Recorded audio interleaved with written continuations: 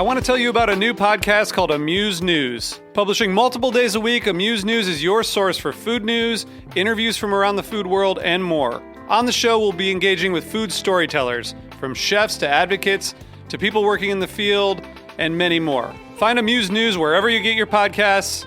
Amuse News is a destination for everyone who's looking for a new, insightful look into the world of food. Hearst Ranch is a proud sponsor of the Heritage Radio Network. Learn more about Hearst Ranch at HearstRanch.com.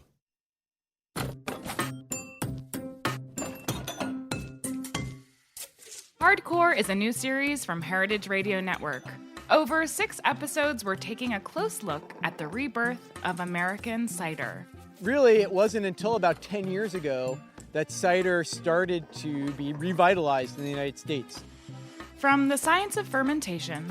So yeast, it's a fungus. It's a unicellular fungus. To the magic of terroir. What really excites us is thinking about communicating that very sort of spiritual aspect of knowing a piece of land. We're setting aside our cider donuts to gain a deeper understanding of this singular beverage. I love a cider donut. You don't have to have a cider donut with your cider, and I will die on that point. Subscribe to Hardcore wherever you listen to podcasts.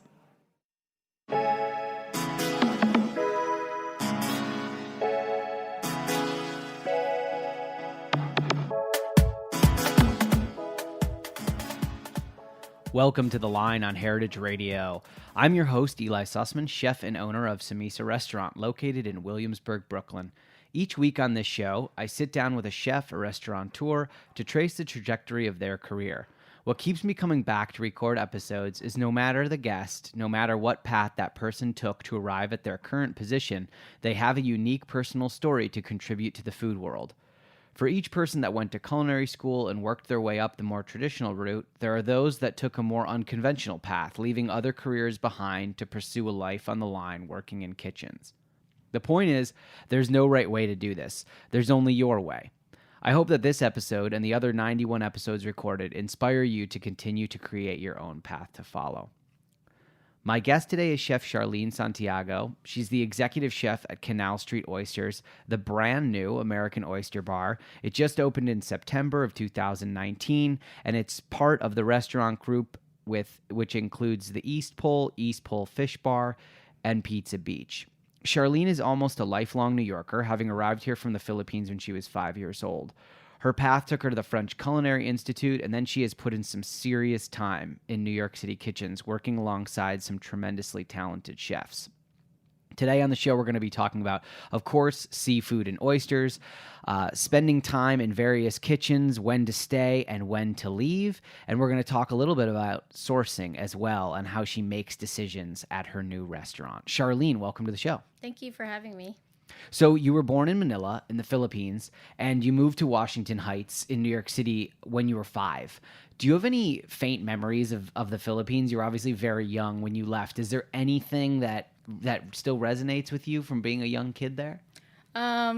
It's all like little snippets of memories. I can remember we had chickens and roosters, and my uncle took care of them, and no one ever wanted to help him, and he would have me help him keep an eye on them and feed them and take care of them. So I can remember that. And when you were growing up in the Philippines and you were, running around helping out with these animals and things like that, did you know that you were going to move to the United States? Was that a surprise, or was that always the plan? I think no, I don't think it was a plan. I know my aunt was living here at the time, and she convinced my mom to come over. We were my mom and my dad were not together, so at that point it was like, okay, do we stay in the Philippines or we move on to something new and exciting?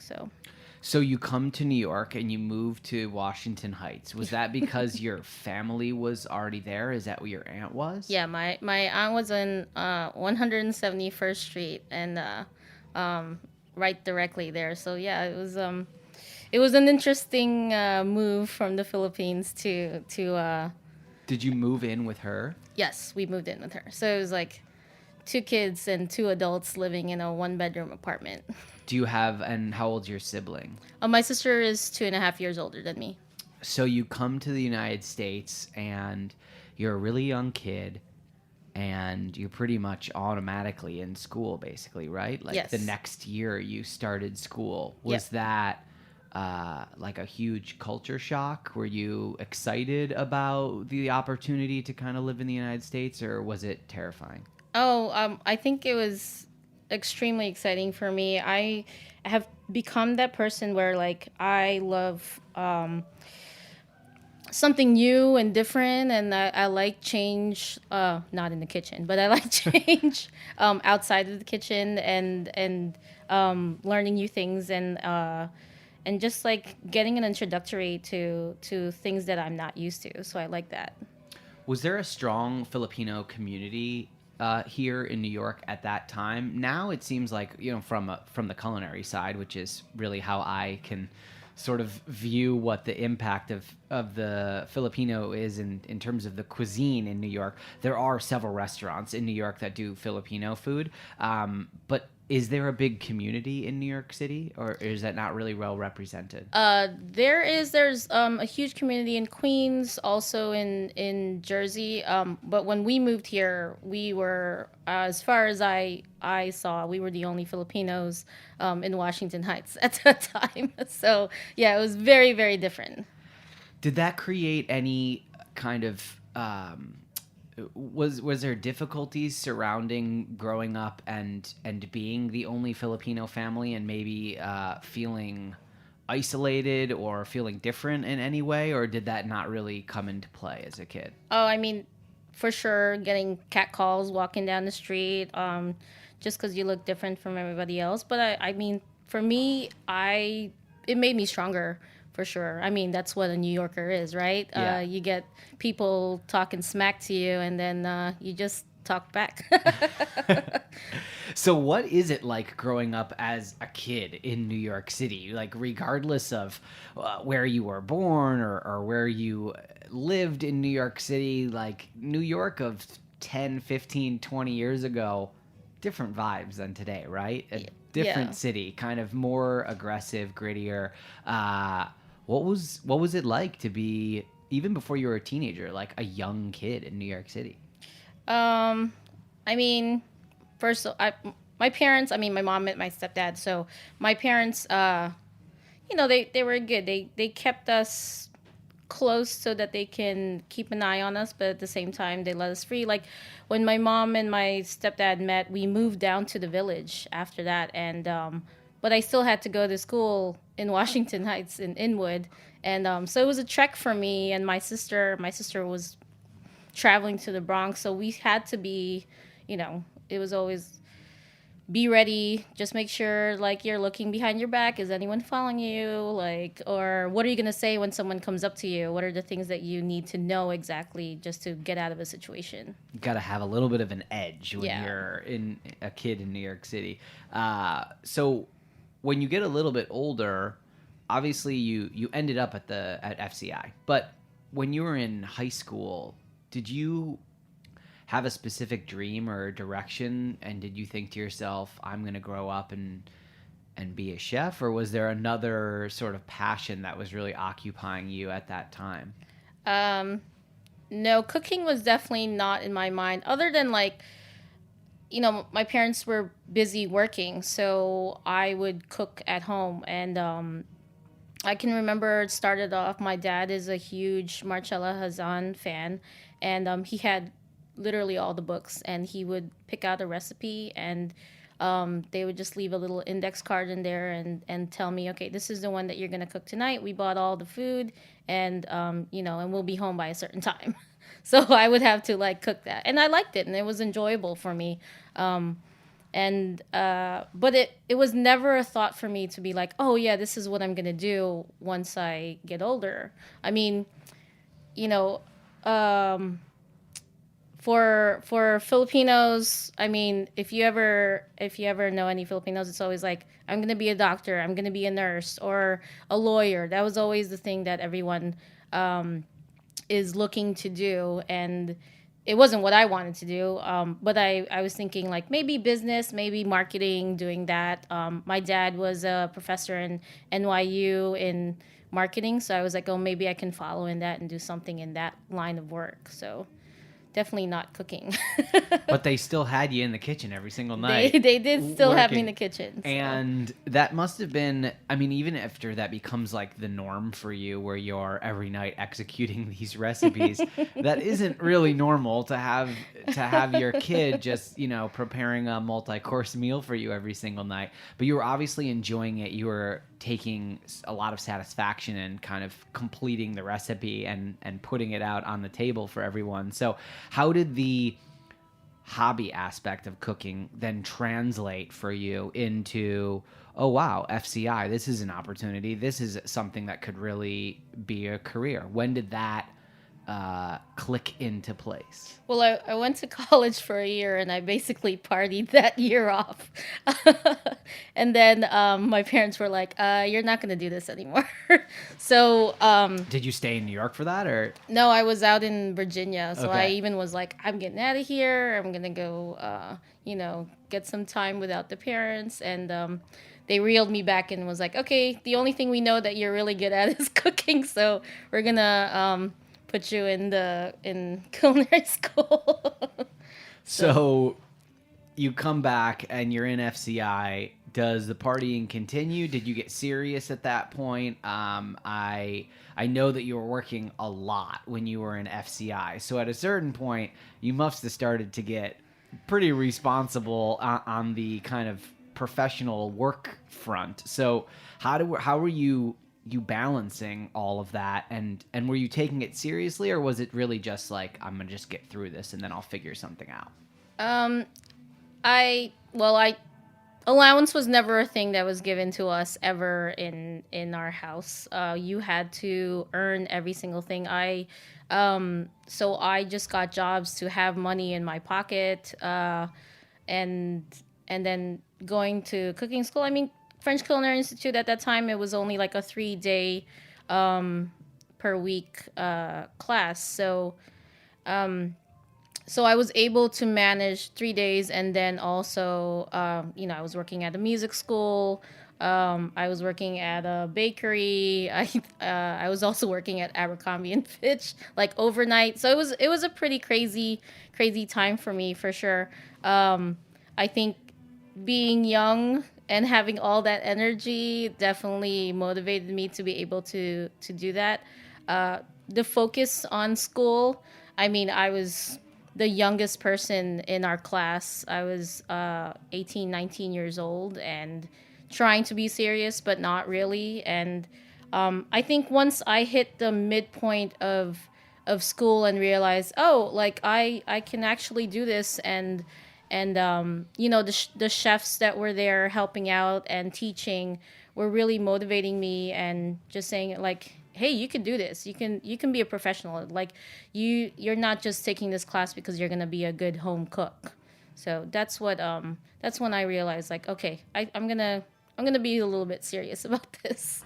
Were there certain aspects of culinary school that you found, either classes or specific technique, that you just found really satisfying to learn? Like, you work a ton with seafood now, and that is one of those things that it's a fairly complex process of breaking down fish and knowing when product is good and bad. You have to learn a lot in order to be good at that. Did you gain some foundational knowledge of that at culinary school, or did that come later at restaurants? I think it came later at restaurants, just because like they're bombarding you with all the basics in culinary school, which is a good basis for everyone. I don't necessarily think that you have to go to culinary school at this point, if you have a really good mentor and a good kitchen to work in.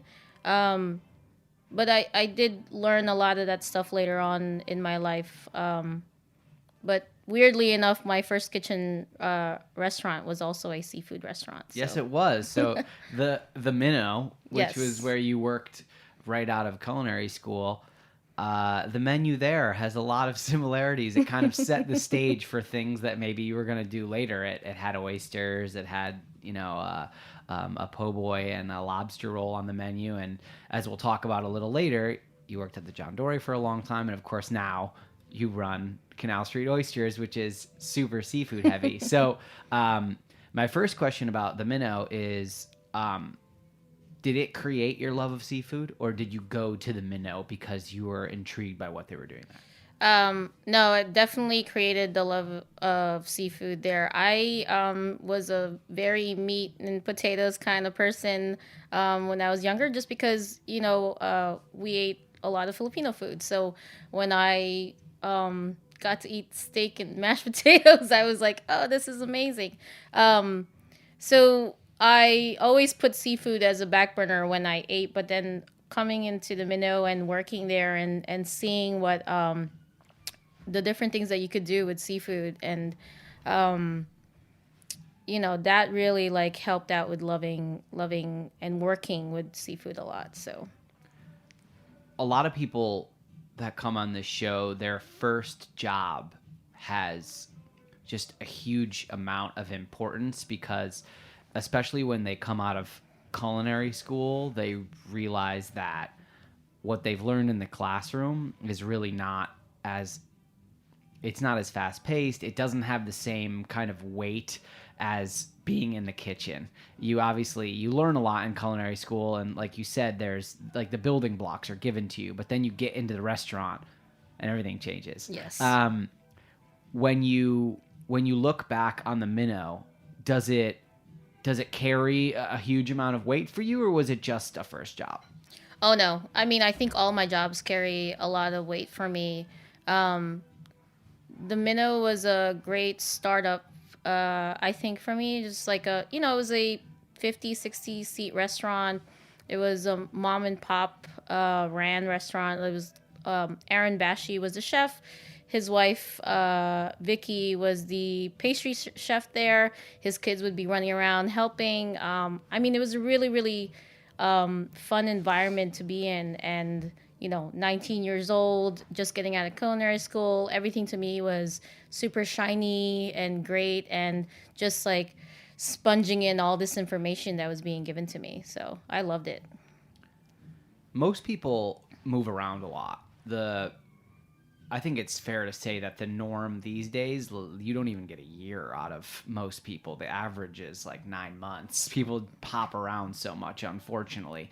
And you stay places. You were at the Minnow for 3 years. You were in the BLT group for a long time. Yeah, another 3 years in there. And then you were with April Bloomfield for more than 8-9 years. Yeah, at John Dory and That's Breslin crazy. combined.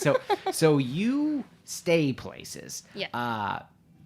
Talk about that. Why do you stay places? What, in your personal opinion, is valuable about that? Why is it valuable? I think the mentality these days now is that just get as much information from the different restaurants as much as possible, and I think that is a good mentality. But there's also the fact of staying in one place and learning the things that you don't necessarily can get just from jumping from one place to another. There's just so much more that you can see, from becoming a line cook and then turning into a sous chef and then potentially becoming the chef de cuisine in that restaurant. And then there's just so many things that that you can just learn from. That's from like ordering and food costing, or just seeing like the numbers of reservations that are coming in and how that's going to like affect the night, and service and that kind of thing. And I think that everything is shiny and new when you jump from one restaurant to another, and that's the exciting part of it for the line cooks today. And it's a little bit of work to stay and learning the other aspects of the restaurant. Yeah, there's a certain amount of peeling back the curtain and being able to dig deeper that occurs after your first year of being in a place. The first year you're just really, okay, this is my job. My job fits on this piece of paper. This is my job description. I'm going to do it. But then after that, as you rise and you get more comfortable, things can become either more apparent behind the scenes, and also you get more access, right? So as someone who stayed somewhere for a long time in each place, and now you're at the top, how do you motivate people to stay? What do you do that creates an environment where someone is going to do what you did? I have a lot of people that came with me to Canal Street Oysters that have worked with me from previous jobs, from Reynard at the White Hotel and at John Dory Oyster Bar. And I think the motivation is just like trying to make sure that they're learning something different each day, each week, motivating them to move up to a different station, to a different position, and not necessarily in the same restaurant either. And just like, telling them that, like, hey, you can do something else other than just being a line cook. You can become a sous chef. You can be a manager of the front of the house if you wanted to, and learn that aspect of the restaurant. But it's just a motivation of, like, don't just sit still. Don't be just okay with where you're at. Like, you have to keep moving on and learning something different just to, like, progress for yourself and in life. We're going to take a quick break, and when we come back, more of The Line with Chef Charlene Santiago. Stick with us.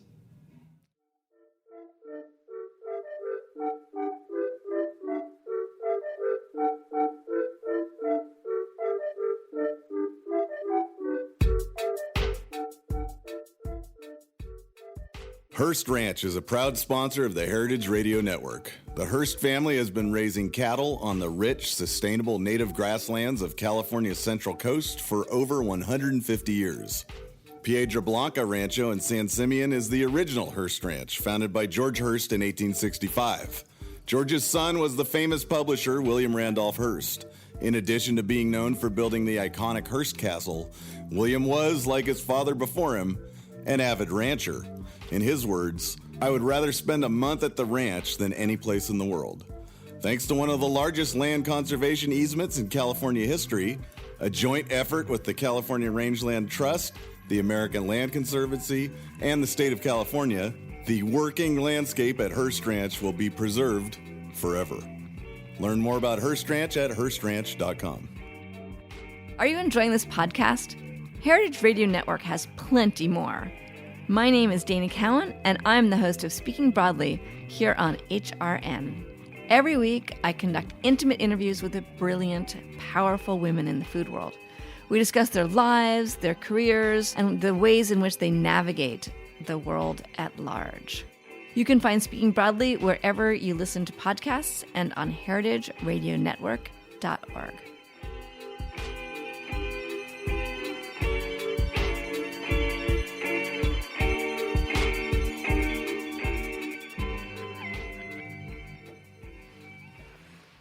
Welcome back to The Line. My guest today is Chef Charlene Santiago. She runs the kitchen at Canal Street Oysters. In the first half of the show, we were talking a little bit about going to culinary school and some of your first jobs, and that you really stick around places for a long time, and that there's things to kind of glean from every single job as you grow and kind of advance up the ladder. I want to talk a little bit about Picholine, where you worked for a little while in Lincoln Center. Very high-end restaurant, fine dining. Was that an experience that you enjoyed, or did you not enjoy that? Oh, no. Like I said, like every restaurant that I went to, I definitely enjoyed. That was a very crazy experience for me. The chef had just changed.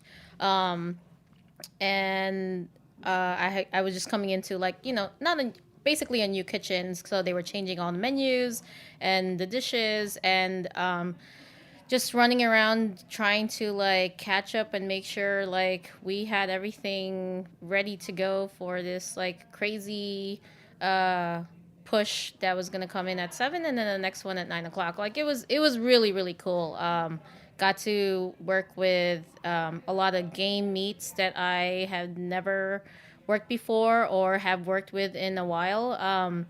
So it was really, really exciting for me to learn all those things. That style of service was different than something you had seen before, and now and after that you moved into still an upscale but a more casual setting. Did that kind of redefine the way you thought about where your career would go, or was it not that drastic? Did that define my career? I think that I like the casual. I like the, in the words of April Bloomfield, rustic settings of the kitchen. It was a little bit much to have that fine dining, like having to do that every single day, and but it was like still a really, really great experience for me. But now I do like the whole, rustic, casual mode that we're in now. Can we talk a little bit about April and the Breslin and the John Dory? And you spent so much time there, and both of those considered really excellent restaurants. The John Dory has since closed. The Breslin's still around. Talk about that experience. You spent almost a decade in that restaurant group. Yeah, that seems crazy to me now that I'm thinking about it.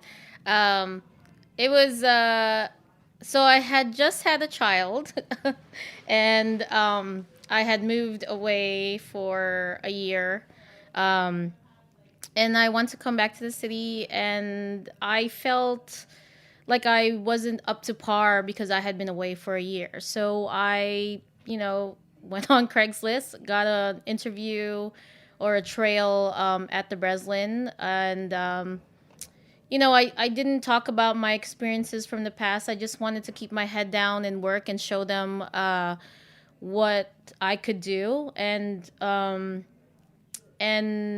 just observe and work with everyone and just try to learn as much as possible. And but in my mind, I was like, I do have a certain amount of experience, and I put a goal in my head that I wanted to be a sous chef within a year of being in the company, which sort of kind of happened. Even beyond April, who is just such a tremendous talent, there's Christina Leckie, Josh Even at the John Dory, where you would end up going on to be the chef de cuisine there. Can you talk about the team and just learning from each other and growing? So many people that have worked in those restaurants that started out as line cooks now have gone on to run other restaurants, which speaks to something about the culture of learning and working and those kitchens. Can you speak a little bit about that? Yeah, I mean, it was such an amazing environment for me. My mind was blown when I went into that kitchen. There was such a strong family environment in our kitchens, and coming off of from Charlene and very strict kitchen environment versus, I mean, mind you, obviously working for April Bloomfield is still a strict kitchen environment, but there is a lot of helping out. I consider Christina an amazing friend, an amazing chef, and her just being helpful to me in every way. Josh also, I mean, I can just remember Josh trying to motivate me as much as possible, and all I can remember him saying is it's never gonna get easier. It'll just get harder, but you'll move up. But it's never gonna get easier, and I can remember that up till now, and it's a motivation that when I just think things are like super rough and like what did I get myself into, and I just think about him saying that to me, and so much respect for those guys and the people that I have worked with and still working with. So How does it make you feel when you walk by or you hear, that the John Dory is no longer open? It was a big part of your life. From a personal side, I was the chef of a restaurant that is no longer, the location that I was the chef of is no longer open. So I know what that feels like, but I'm curious to hear from you when a huge part of your life is spent somewhere and then you can't go back and physically revisit it. How does that make you feel? It's very, very sad, super sad. I mean, the one thing that I got from there is that like I have all these friends and people that I can still work with even if we're not at the John Dory, just like the connections that I've made because of working there, and the outreach that has come out and been super supportive, opening up Canal Street Oysters and just people coming by and saying hi or coming in for dinner, or I had a friend right in the beginning just help with cooking and just being there and being super, super supportive, and I love that. But yeah, it is sad that John Dory is not there anymore. One of those friends that you worked with for a really long time, Christina Leckie, moved over to Reynard's, which was at the Wythe Hotel in Williamsburg, and you went there as well. Yes. It was an Andrew Tarlow restaurant, so the ethos and sort of ideas that Andrew Tarlow puts into all his restaurants was present. And can you speak a little bit about what drew you to the project beyond just working alongside Christina, and also talk a little bit about how you ended up taking over that kitchen as well? Well, first of all, I worked at the John Dory for a really long time, and there was a point where I was like, okay, I need to change it up a little bit. And Christina had offered me a position to come and help her over there and help organize and basically become a stronger team at that place. And I loved working with her, and so going over there was so nice and easy, transition. And it's just like one of those things where you're like in your house and your friend comes over and you guys just start cooking, and that's what we were doing. Yeah. And so the style of that restaurant very much influenced by both Christina's ideas, but also kind of the ideas of what a Tarlow restaurant should be, Diner, Marlowe, the bakeries and the butcher shops and all that. Probably a big change from the John Dory. Not nearly as much seafood, a lot more heavy dishes with roasted vegetables and meats. Is that fair to say? Yes. Sort of, maybe not the exact opposite, but we're talking about pretty big differentials in menu ideation and creation, right? Yes.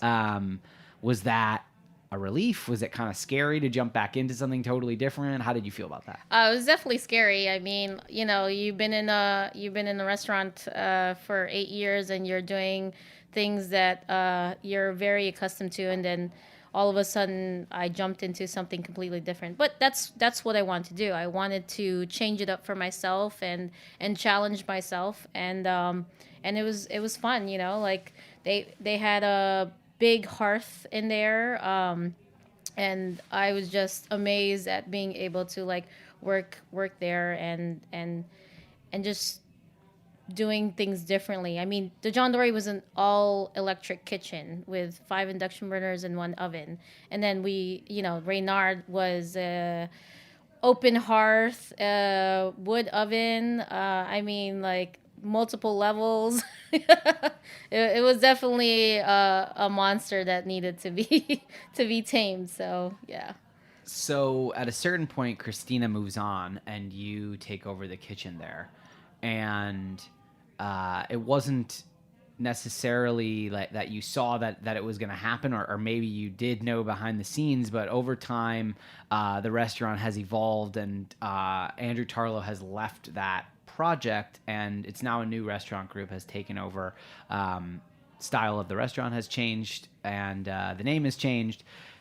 Did you leave before or after Andrew Tarlow, and what was that experience like? It sounds like it would have been maybe kind of tumultuous, and that you, if I'm not speaking out of turn, that maybe you were stuck in the middle of like a bit of a power struggle. Was it like that at all, or is that a misconception? No. It was definitely I left after Andrew left, and the change of hands was definitely a factor in me leaving, and there was just like a lot of different ideas that was coming through, and I didn't necessarily agree with those things. So that's why I left Reynard. Very sadly, of course, because there was a lot of good people that were working there, and again, another family that I grew into, and loved everyone that we worked together with. So when you leave a project and you're looking to start another job, at this point you have such a tremendous resume and such a big network. I imagine that you have a lot of opportunities that get presented to you that you can find out about.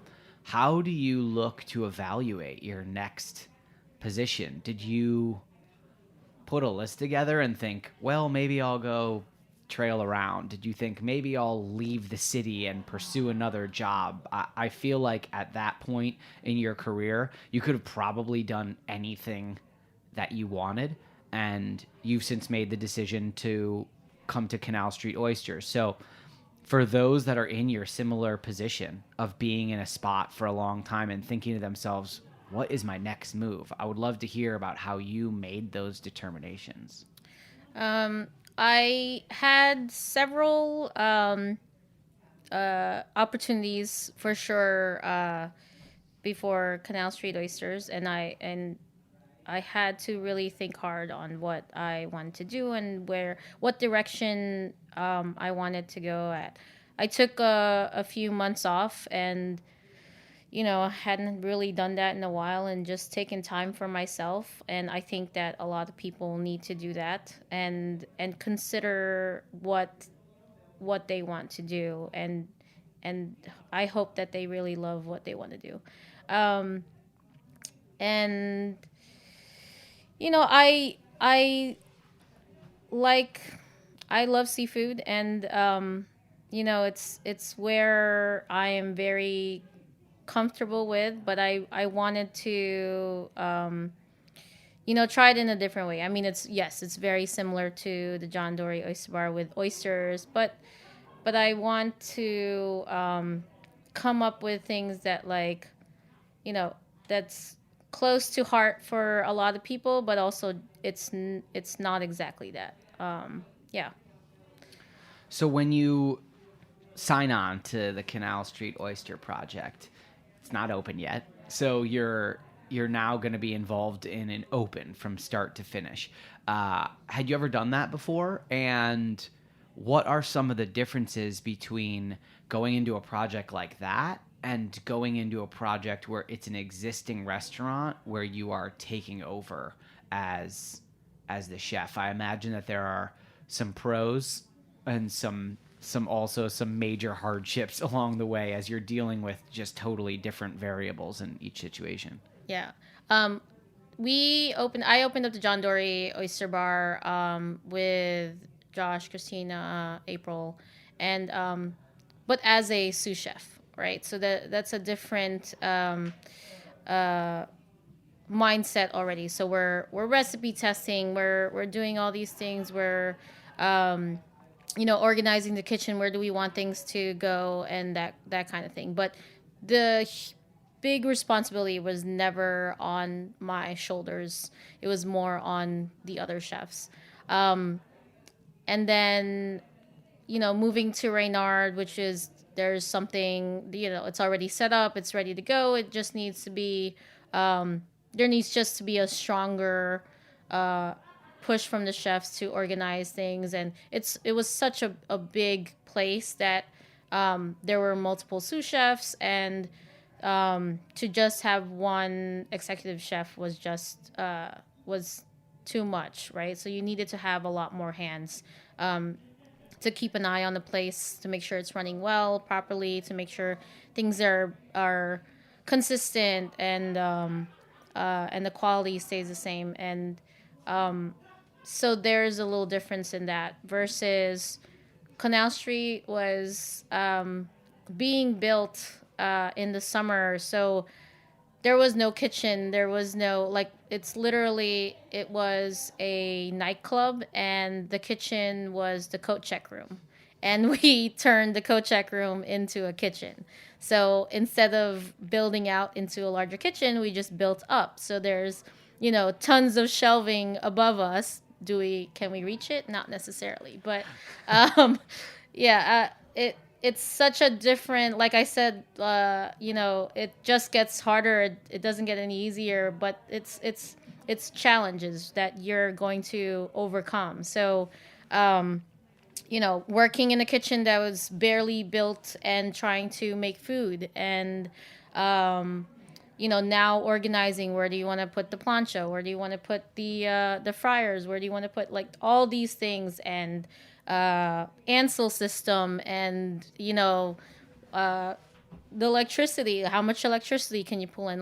This is also another electric kitchen, so we had to pull in so much of this stuff that when you walk into a kitchen that's already made, you're just like, oh, okay, it's ready to go. And this is just literally up till now, we're like, okay, can we add anything else to this kitchen to just make it just slightly easier for us each day? So when you're talking about not only building the kitchen and recipe testing and building the menu, you have to create your book of purveyors and figure out who you're going to work with. And seafood, for a lot of people, even chefs, even people that have worked a lot in restaurants, it can be a very daunting process. It's hard to keep up with what's allowed, what you're allowed to serve, what's socially acceptable, what's being overfished. And then there are so many in seafood. It feels like, I get this specific oyster from this specific person, right? I get my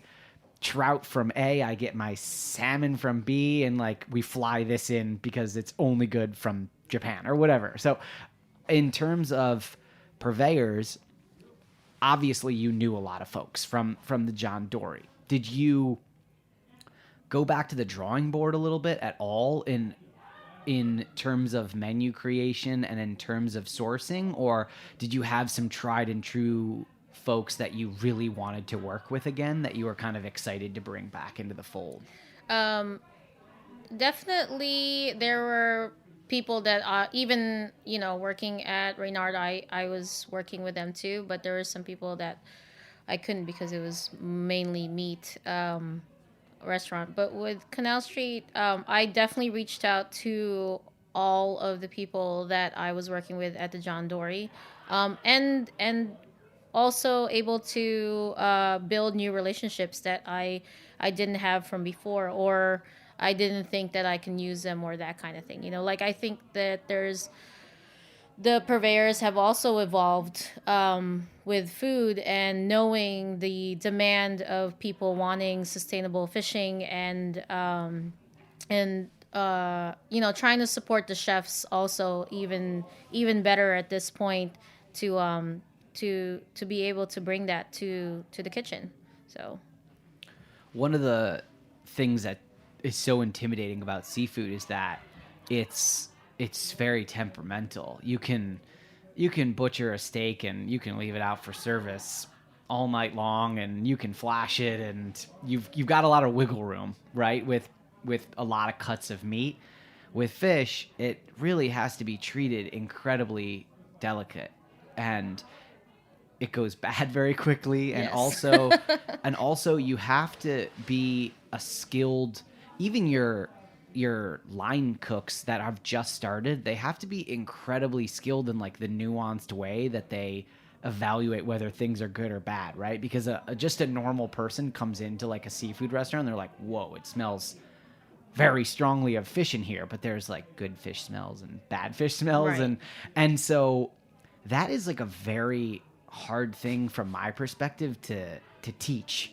How do you go about just preparing everyone to know when everything is in their perfect zone? Like, how do you tell someone like that scallop is perfect, that octopus is bad? Like, how do you go about teaching that at the restaurant?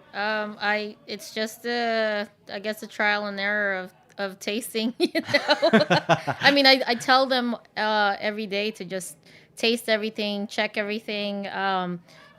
Make sure it's right. If there's anything that's slightly questionable, then it means it's to just come up to me and check with me, and then it's most likely if there's like some sliver of doubt in their mind, it's probably not okay.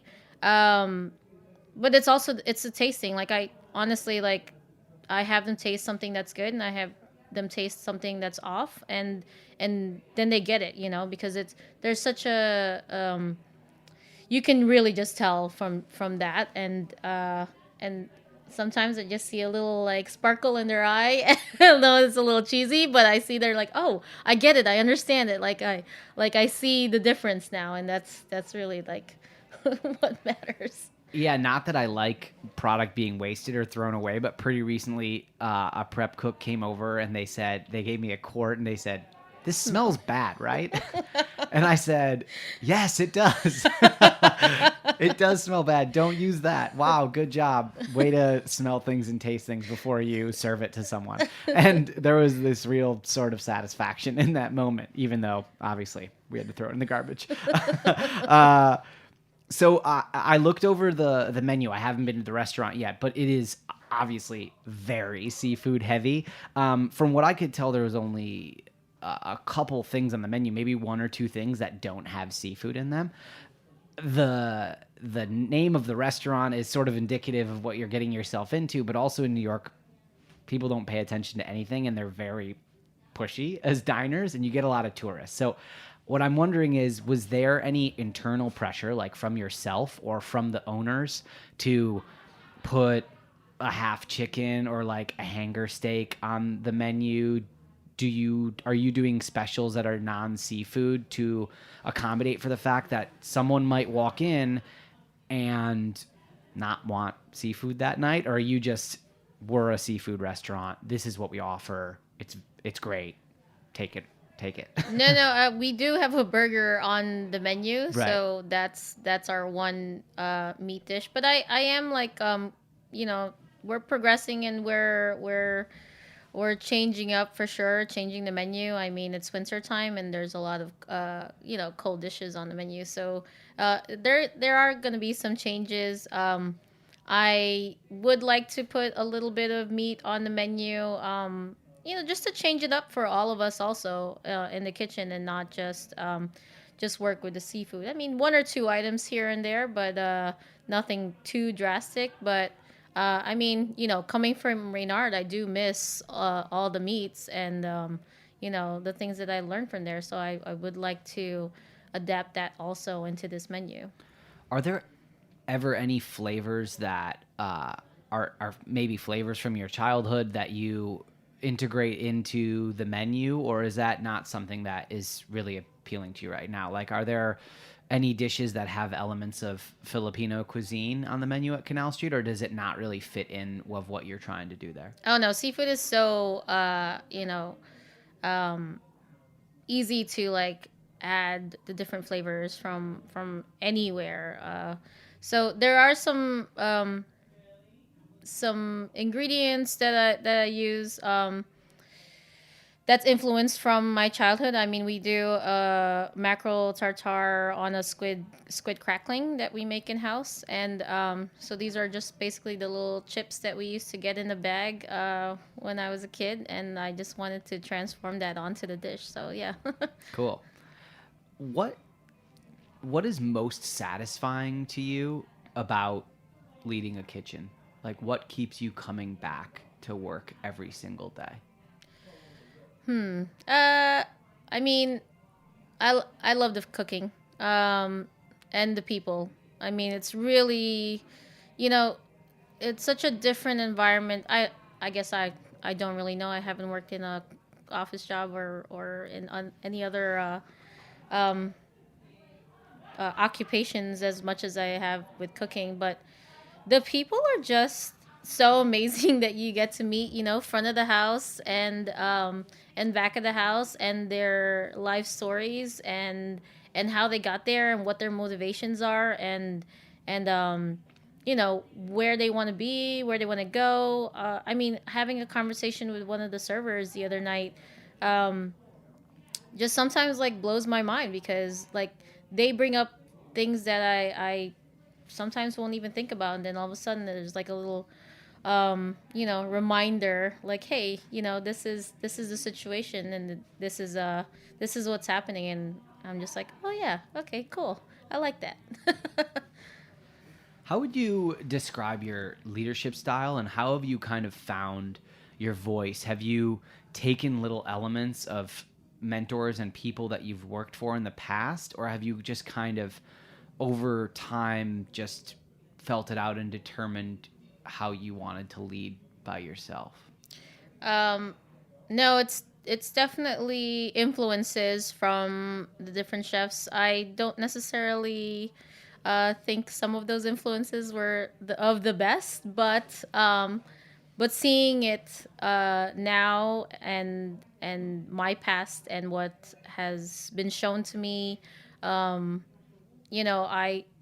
there's certain days I have to check myself, and there's certain days I'm like, oh, I was actually really nice.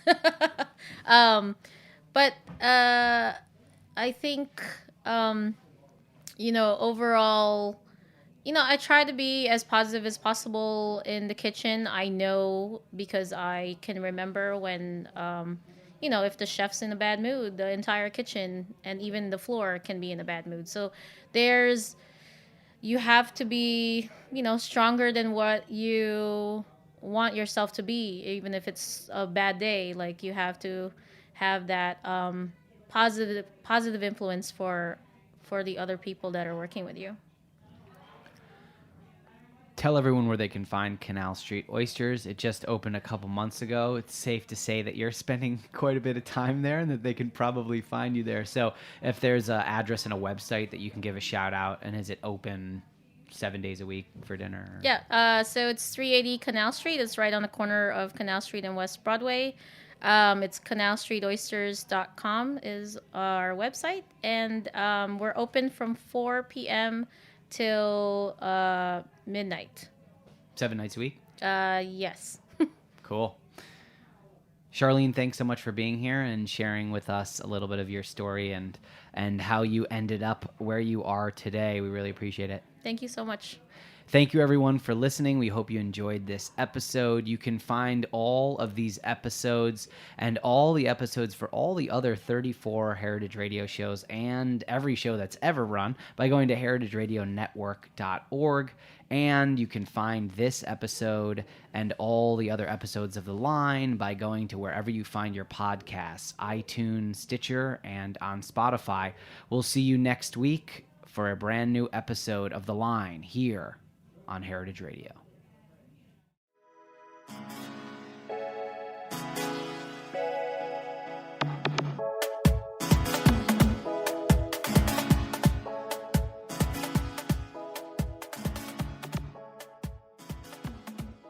The Line is powered by Simplecast. Thanks for listening to Heritage Radio Network, food radio supported by you. For our freshest content, subscribe to our newsletter.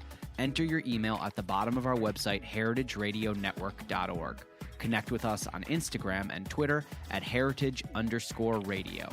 You can also find us at facebook.com/Heritage Radio Network.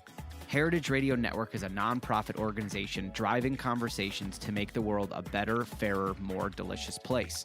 And we couldn't do it without support from listeners just like you. Want to be a part of the food world's most innovative community? Subscribe to the shows you like, tell your friends, and please join the HRN family by becoming a member.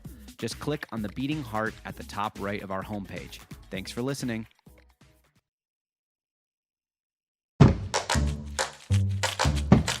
Hey, are you hungry? Well, you're in luck. Meat and 3 is back for season 16. I'm Taylor Early, and we've got a whole new batch of reporters I am so excited to introduce you to. Hi, I'm Elizabeth Fisher. Asha McElroy. Sam Girardi. Jessica Gingrich. Hannah from Wisconsin. I'm a swing dancing audio engineer. I am a future registered dietitian nutritionist. I'm from New York, and I love rice and beans. My favorite food of all time is a shrimp burrito. I love watermelon. We've also got a bonus podcast for you called Behind the Internship. 3 of our reporters will take you along to show how they develop stories for this very show, Meat and 3. Hi, I'm Danielle Flitter, a plant-based chef from Philadelphia, living in Mexico City. I'm Sophia Hooper. I'm a bartender based in Portland, Maine. My name is Addison Austin Liu. I am a chef and food journalist from Salt Lake City, Utah, and my favorite food is Peruvian. Rice and beans. Hand-drawn noodle soup. So tune in to enjoy a square meal for your ears. And I hope you saved a little room for dessert.